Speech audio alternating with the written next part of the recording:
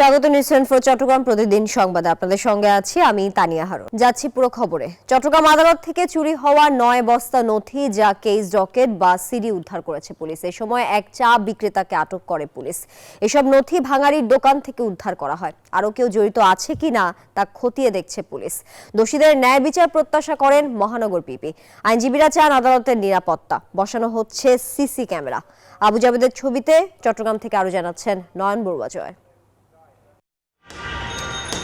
চট্টগ্রাম আদালত থেকে চুরি হওয়া 1911টি মামলার নথি বা কেস ডকেট সিডি চোর চক্রের হাত ধরেই চলে গেছে ভাঙাড়ের দোকানে। বিক্রি হয়েছে কেজি মাপা 16 টাকা করে। পুলিশ সিসি ক্যামেরার ফুটেজ সংগ্রহ করে গোপন সংবাদের ভিত্তিতে রাতভর অভিযান চালিয়ে পাথরঘাটার একটি ভাঙাড়ের দোকান থেকে 9 বস্তা নথি উদ্ধার করে। চট্টগ্রাম মহানগরের বিভিন্ন জায়গায় অভিযান পরিচালনা করে বাকুলিয়া থানা এলাকার বউবাজার হইতে রাসেল নামে একজনকে আমরা শনাক্তপূর্বক গ্রেপ্তার করি। তথ্যের ভিত্তিতে তার দেখানো এবং শনাক্ত মতে কোতোয়ালি থানাধীন পাথরঘাটা সতীশবাবু লেন হইতে একটি ভাঙ্গারি দোকানে অভিযান পরিচালনা করে আজকে আমরা সকালবেলা এই হারিয়ে যাওয়া এই সিডিগুলি আমরা উদ্ধার করতে সক্ষম হই। এর আগে বাকুলিয়া থেকে নথি চুরির ঘটনায় একজনকে আটক করে পুলিশ। সে আদালত পাড়া চা বিক্রি করে বলে জানা গেছে। তবে আরো কেউ জড়িত আছে কিনা তা খতিয়ে দেখছে প্রশাসন। এই ব্যাপারে আমরা তদন্ত করতেছি, তার সাথে আর কে জড়িত আছে অথবা অন্য কোনো ইস্যু আছে কিনা এটা আমরা তদন্তপূর্বক পরবর্তী ব্যবস্থা নেব। গত সোমবার চট্টগ্রাম আদালতে নথি খুঁজে না পাওয়ায় কোতোয়ালি থানায় অভিযোগ দায়ের করেন মহানগর পিপি। তবে যেহেতু এই ঘটনার রহস্য উন্মোচন হয়েছে, আটকও হয়েছে, সেহেতু দোষীদের ন্যায় বিচার প্রত্যাশা করেন তিনি। তদন্তকারী কর্মকর্তা যে মালামাল যে উদ্ধার হয়েছে সেগুলো এবং আপনার যে আসামি গ্রেপ্তার হয়েছে তাকে আদালতে ফরওয়ার্ডিং বলে যখন আপনার উপস্থাপন করবে তখন আমি ওটাখানে কি অবস্থায় কি করেছে সেটা আমি আপনাদের কাছে বলতে পারবো। এই নথি চুরির পর আদালতে বসানো হচ্ছে সিসি ক্যামেরা। নথি সংরক্ষণ করতে নানা ব্যবস্থা সহ নিরাপত্তা চান আইনজীবীরা। আমাদের যে বিষয়টা হচ্ছে আমাদেরকে সতর্ক হতে হবে, অ্যাভেলেবেল স্পেস করতে হবে যাতে সরকারি নথিগুলো সিডিগুলো আমরা সতর্কতার সাথে সংরক্ষণ করি। এই বিষয়ে যথাযথ কর্তৃপক্ষের সেটা ব্যবস্থা হতে হবে। তবে এসব নথি না পেলে মামলার সাক্ষী প্রমাণে নানা জটিলতা হতো বললেন আইনজীবী সমিতির সভাপতি। বিশেষ করে হত্যা মামলা, অস্ত্র মামলা, মাদকের মামলা, বিস্ফোরক মামলা, এই মামলাগুলোতে আইয়ুব সাহেব যদি সিডি না পায় উনি সাক্ষী দিতে কষ্ট হবে না। এই ঘটনার পর আদালতে প্রশাসন রয়েছে সতর্ক অবস্থানে। নয়ন বড়ুয়া জয়, নিউজ 24 চট্টগ্রাম। রাজশাহী ও রংপুর বিভাগের প্রায় সব জেলা সহ মোট 21 জেলায় বইছে শৈত্যপ্রবাহ। আজ দেশের সর্বনিম্ন তাপমাত্রা রেকর্ড করা হয়েছে নওগাঁর বদলগাছিতে 8.1 ডিগ্রি সেলসিয়াস। এছাড়াও দেশের বেশিরভাগ এলাকা কুয়াশায় ঢাকা। আবহাওয়া অফিস বলছে এরকম তাপমাত্রা আরও 2-1 দিন অব্যাহত থাকতে পারে।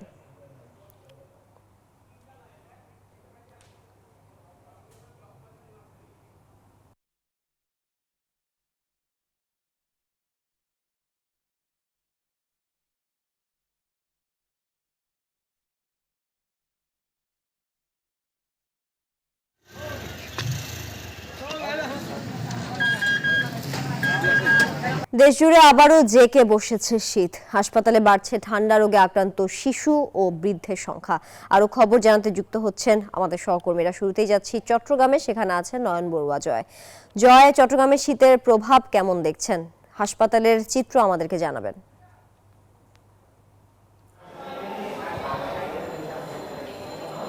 ধন্যবাদ তানিয়া আপনাকে। ভোরের সূর্য দুপুরের দিকে দেখা গেছে বন্দরগুড়ি চট্টগ্রামেও। সারা দেশের মতো তীব্র ঠান্ডা কিন্তু চট্টগ্রামে বয়ে যাচ্ছে। সারা দেশে যেমনটা হচ্ছে তেমনিভাবে কিন্তু চট্টগ্রামেও কিন্তু তার কমতি নেই। আমরা দেখছি এখানে চট্টগ্রাম মেডিকেলে আমরা এসেছি, যেহেতু ঠান্ডাজনিত রোগীর সংখ্যা কিন্তু অনেকটা বাড়তে শুরু করেছে। দেখতে পাচ্ছেন এখানে শিশু ওয়ার্ড, এ কারণে রোগীর সংখ্যা কিন্তু অনেকটা বেড়েছে। সবচেয়ে বেশি শিশুরা, আমরা দেখছি শিশুরাই সবচেয়ে বেশি এখানে আক্রান্ত হচ্ছে বলে আমাদেরকে জানিয়েছেন। তবে চিকিৎসক যারা আছে তারা যেমনটা জানিয়েছেন যে তো মানুষ যদি একটু সচেতন হয়, পরিবার যদি একটু সচেতন হয়, তাহলে অন্তত এই ঠান্ডার সময় শিশুরা যে আক্রান্ত হচ্ছে জ্বর, সর্দি, কাশি থেকে নিয়ে নানা রোগে যে আক্রান্ত হচ্ছে, এই রোগ থেকে রেহাই পাওয়া সম্ভব বলে তারা আমাদেরকে জানিয়েছেন। তো এখানে যারা চিকিৎসকরা আছে তারা যেমন জানিয়েছেন যে তো এখানে চট্টগ্রাম মেডিকেলে যেহেতু ধারণ ক্ষমতার চেয়ে কয়েক গুণ বেশি, বলতে যে 3 গুণ বেশি রুগী ভর্তি আছে, তো এই কারণে কিন্তু তাদের একটু হিমশিম খেতে হচ্ছে বলে জানিয়েছেন। তবু কিন্তু আমরা দেখছি এখানে যারা চিকিৎসক আছে তারা বলছেন এখান থেকে অনেকজন সুস্থ হয়ে গেছে, আবার নতুন নতুন করে অনেকজন ভর্তি হচ্ছে। তবে যারা ভর্তি হচ্ছে তাদেরকে চিকিৎসার কোনো ত্রুটি নেই বলে আমাদেরকে জানিয়েছেন মেডিকেল পরিচালক, যেমনটা জানিয়েছেন যে সব ওয়ার্ডে কিন্তু একেবারে ভর্তি বেশি, রোগীর সংখ্যা অনেক বেশি বলে তারা জানিয়েছেন। শুধু শিশুরা নয়, শিশু ছাড়াও অন্য বয়সের যারা আছে তারাও কিন্তু আমরা দেখছি এখানে ভর্তি হচ্ছে। তবে শুধু চট্টগ্রাম মেডিকেল ছাড়াও কিন্তু আমরা দেখছি মা ও শিশু হাসপাতাল সহ বিভিন্ন বেসরকারি যে হাসপাতালগুলো আছে এইসব হাসপাতালগুলোতেও রোগীর সংখ্যা কিন্তু বাড়তে শুরু করেছে। এখানে যারা চিকিৎসকরা এসেছেন তারা বলছেন যে সেখানে যেমনটা চাপ বেড়েছে তেমনিভাবে উপজেলা পর্যায়ে যে হসপিটালগুলো আছে সেখানেও রোগীর চাপ বেড়েছে।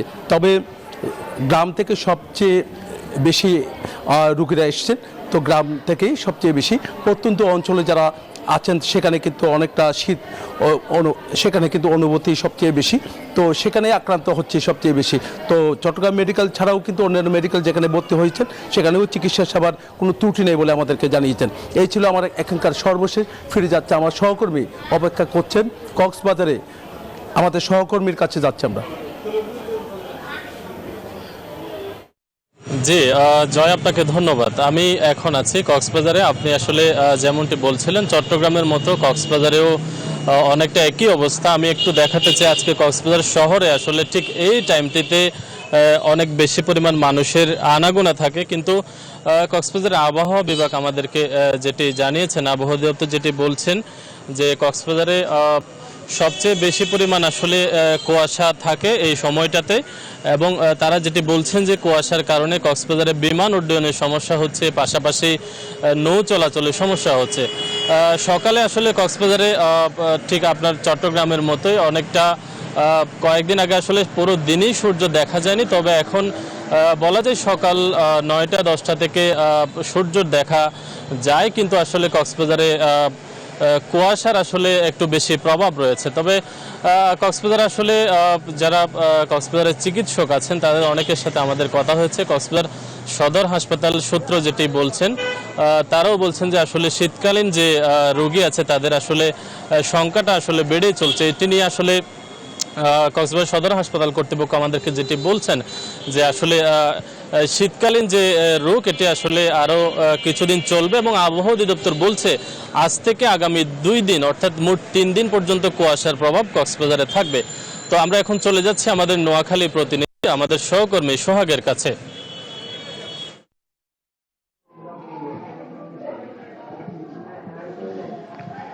ধন্যবাদ ইরফান। আপনি যেমনটা জানিয়েছেন কক্সবাজার থেকে, আমি আছি নোয়াখালীতে।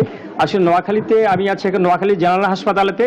নোয়াখালী জেনারেল হাসপাতালে এদিকে একদিকে অতিরিক্ত ঠান্ডা এবং ঘন কুয়াশার কারণে আসলে নোয়াখালীতে গত কয়েকদিনে শিশুর সংখ্যা, রুগীদের ঠান্ডাজনিত কারণে শিশুদের সংখ্যা রুগী বাড়ছে। আসলে নিউমোনিয়া এবং শ্বাসকষ্ট সহ বিভিন্ন রুগী বিভিন্ন হাসপাতাল, সরকারি হাসপাতালের পাশাপাশি তারা বেসরকারি হাসপাতালেও তারা ভর্তি হয়েছে। আমি যদি আপনাকে একটু দেখাতে চাই যে এই নোয়াখালী জেলা হাসপাতালে আমি আছে, এখানে আছে অনেক একদিনের বাচ্চা থেকে আসলে বিভিন্ন বয়সের বাচ্চারা যারা আছেন তারা আসলে ঠান্ডাজনিত কারণে তারা আক্রান্ত হচ্ছেন, এবং একদিকে তারা শ্বাসকষ্ট এবং নিউমোনিয়া সহ নানান রোগে তারা আক্রান্ত হচ্ছেন, এবং শিশুদের পাশাপাশি আসলে বয়স্ক রোগীও কিন্তু বাড়ছে, আমি যদি আপনাকে বলি নোয়াখালী সরকারি হাসপাতালের পাশাপাশি কিন্তু বেসরকারি হাসপাতালগুলোও কিন্তু রোগীদের সরকারি হাসপাতালগুলোতে রোগীদের সংখ্যা বাড়ছে। আমি আপনাকে বলি যে এখানে আপনি দেখতে পাচ্ছেন যে শিশু রোগীদের সংখ্যা আসলে দিন দিন গত কয়েকদিনে আসলে এই হাসপাতালগুলোতে রোগী বাড়ছে। আমি আপনাকে বলি যে গতকালকে নোয়াখালীতে এই ওয়ার্ডে 33 জন রোগী ভর্তি হয়েছেন, এবং এছাড়া আপনার গত 2 দিনে প্রায় 50 জনের মতো শিশু ওয়ার্ডে ভর্তি হয়েছে, কিন্তু গড়ে প্রতিদিনে 20 থেকে 30 জন শিশু ভর্তি হয়, আক্রান্ত হয়ে বিভিন্ন উৎক্রান্ত হয়। তো আমি এই বিষয়ে কথা বলছি নোয়াখালী সিভিল সার্জনের সাথে। তিনি আমাকে জানিয়েছেন, civil surgeon doctor Masum Iktiar সাহেব, তিনি আমাকে জানিয়েছেন যে উপজেলাগুলোতে এর তুলনামূলকভাবে কিছুটা কম, গড়ে 5 থেকে 7 জন ভর্তি হচ্ছে। তবে শীতের প্রভাবের কারণে কিছুটা বাড়ছে, তবে হয়তো শীত একটু কমলে এই সংখ্যাও কমবে। তো আসলে সব মিলে নোয়াখালীতে শীত, এবং একদিকে শীত, অন্যদিকে ঘনকুয়াশার কারণে আসলে এই শিশুদের সংখ্যা বাড়ছে এবং হাসপাতালগুলোতে আসছে। তো আমি হাসপাতালে এসে দেখে গেছি, হাসপাতালগুলোতে কিন্তু যেভাবে সংকট, এবং অন্যদিকে তারা শয্যা সংকট, একদিকে তুলনায় যারা ভর্তির তুলনায় তারা আসলে রুগী বেশি, এখানে সিট সংকট, এই সব মিলে তারা নার্স এবং তারাও হিমশিম খাচ্ছে হাসপাতালগুলোতে।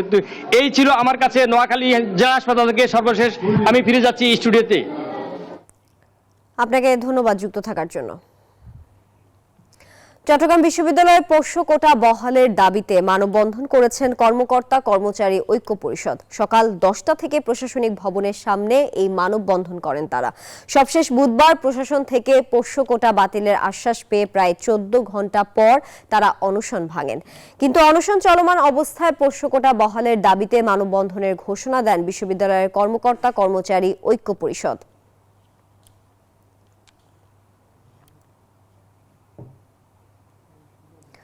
বৈশ্বিক জলবায়ুর পরিবর্তনের ফলে বাংলাদেশেও এর প্রভাব পড়েছে বলে মন্তব্য করেছেন বন অধিদপ্তরের উপপ্রধান বন সংরক্ষক মোহাম্মদ মঈনুদ্দিন খান। সকালে চট্টগ্রাম নগরীর ফরেস্ট একাডেমি মিলনায়তনে বেসিক ফরেস্ট্রি ট্রেনিং কোর্সের সমাপনী অনুষ্ঠান ও সনদ বিতরণ অনুষ্ঠানে তিনি এই মন্তব্য করেন। তাই জলবায়ুর বৈশ্বিক প্রভাব থেকে বাংলাদেশকে রক্ষায় নানান উদ্যোগ নেয়ার পাশাপাশি গণসচেতনতা তৈরি করতে হবে।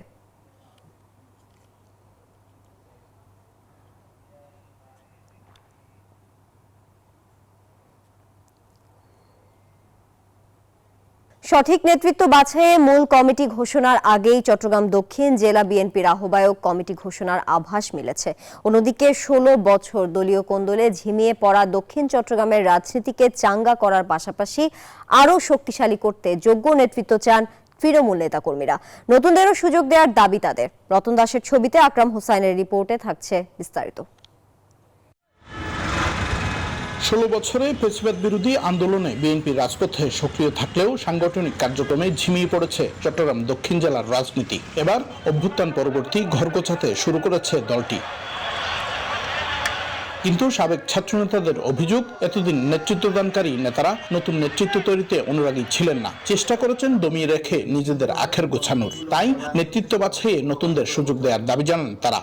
যারা নেতৃত্ব দিয়েছেন তারা সবসময় চেষ্টা করেছেন নেতৃত্বকে নিজের ভেতরে ধরে রেখে ভবিষ্যৎ নেতৃত্ব যেন তৈরি না হয় এ ধরনের একটা প্রবণতা কাজ করেছে। আমি মনে করি যারা নতুন নেতৃত্বকে উৎসাহিত করবে এ ধরনের মানুষকে নেতৃত্বে আনা উচিত। দক্ষ, স্বচ্ছ, কর্মঠ, কর্মী বান্ধব, ক্লিন ইমেজের অধিকারী, শিক্ষিত, মেধাবী, যারা বিতর্কিত নয়, এই ব্যক্তিদেরকে নির্বাচন করে আমরা যদি নেতৃত্ব দিতে পারি তাহলে দক্ষিণ জেলা বিএনপি সফলভাবে অগ্রসর হতে পারবে।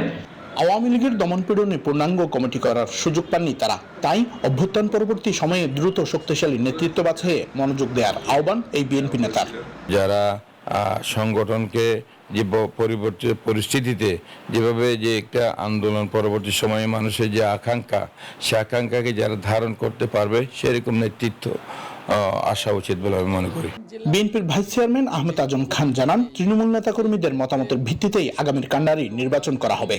আমরা একেবারে তৃণমূল পর্যায় থেকে গণতান্ত্রিকভাবে সাজিয়ে এমনভাবে নেতৃত্ব গড়ে তুলবার চেষ্টা করব যাতে করে চট্টগ্রাম দক্ষিণ জেলা যেরকম একটি গুরুত্বপূর্ণ জেলা, সেরকম গুরুত্বপূর্ণ নেতা এই জেলার দায়িত্বে নেতৃত্বে চলে আসেন।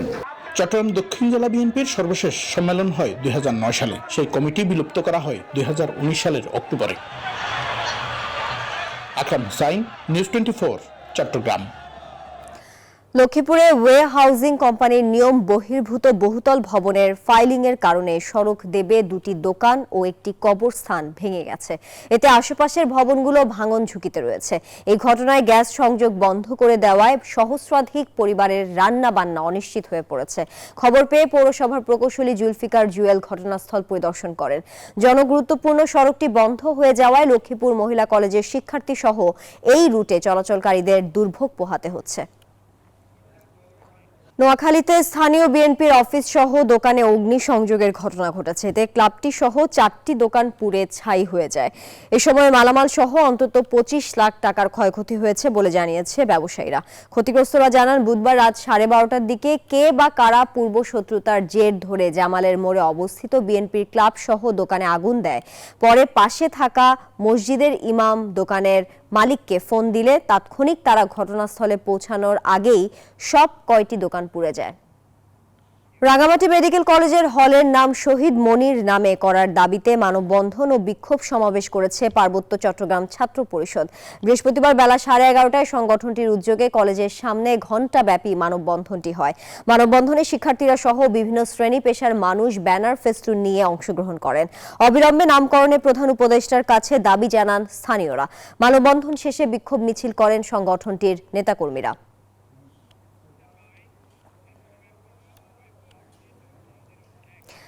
আওয়ামী লীগই এদেশের সাম্প্রদায়িকতা সৃষ্টি করেছে বলে মন্তব্য করেছেন চট্টগ্রাম মহানগর বিএনপির সাবেক সাধারণ সম্পাদক আবুল হাশেম বক্কর।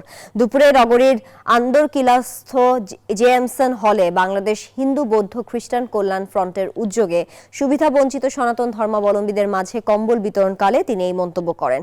ফ্রন্টের চট্টগ্রাম বিভাগীয় সাংগঠনিক সম্পাদক রাজীব ধর তমালের সভাপতিত্বে এ সময় অন্যরা বক্তব্য রাখেন।